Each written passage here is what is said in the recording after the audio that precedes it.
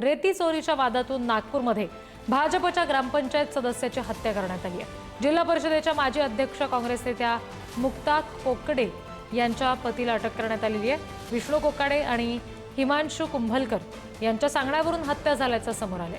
भाजपचे ग्रामपंचायत सदस्य अतुल पाटील हत्ये प्रकरणात दोघांना अटक झाली आहे। भूखंड विक्री प्रकरणामध्ये अतुल पाटील यांनी तक्रार केलेली आणि तेव्हापासून दोघांमध्ये वाद होता। नागपुरातून मोठी बातमी समोर येते ती म्हणजे पिंपळा डाक बंगला इथे ग्रामपंचायत सदस्य अतुल पाटील यांच्या हत्येचं राजकीय कनेक्शन आता समोर आले। आणखी तपशील आपण घेणार आहोत। प्रतिनिधी जितेंद्र शिंगाडे आपल्याशी जोडले गेलेत त्यांच्याकडून। जितेंद्र, काय नेमका हा सगळा प्रकार घडलेला होता आणि पोलिसांनी या सगळ्या संदर्भात अधिकृतरित्या आणखी काही खुलासा केलाय का? राज्य नागपूर जिल्ह्यातील सावनेर तालुक्यामधील पिपळा डाक बंगला या ग्रामपंचायतीमधील हा वाद आहे।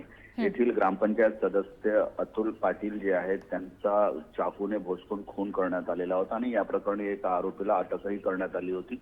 प्राथमिक माहितीनुसार पैशाच्या वादातून हा खून झाल्याचं सांगण्यात येत होतं, मात्र चौकशी यामध्ये राजकीय कनेक्शन असल्याचं समोर आलेलं आहे। त्याच ग्रामपंचायतीचे जे सरपंच आहेत विष्णू कोकुड्डे यांना या प्रकरणी अटक करण्यात आलेली आहे। तर विष्णू कोकुड्डे हे काँग्रेसचे आहेत, तर मृत जे अतुल पाटील होते ते भाजपाचे सक्रिय कार्यकर्ते होते आणि या अतुल पाटील यांनी एका भूखंडाबाबत तक्रार केली होती आणि त्या तक्रार प्रकरणी विष्णू कोकुड्डे यांच्यावर गुन्हा देखील दाखल झाला होता आणि त्याच राजकीय द्वेषापोटी हा खून झाल्याची माहिती समोर आलेली आहे। या प्रकरणी विष्णू कोकुड्डे यांना पोलिसांनी अटक केलेली आहे आणि पुढील चौकशी करत आहेत। महत्त्वाचं म्हणजे विष्णू कोकुड्डे हे नागपूर जिल्हा परिषदेचे माजी जिल्हा परिषद सभापती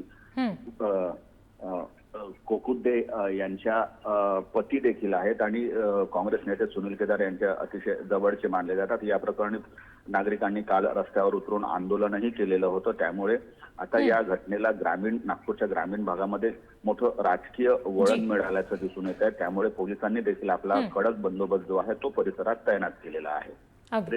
धन्यवाद जितेंद्र सगळ्या तपशिलांसाठी।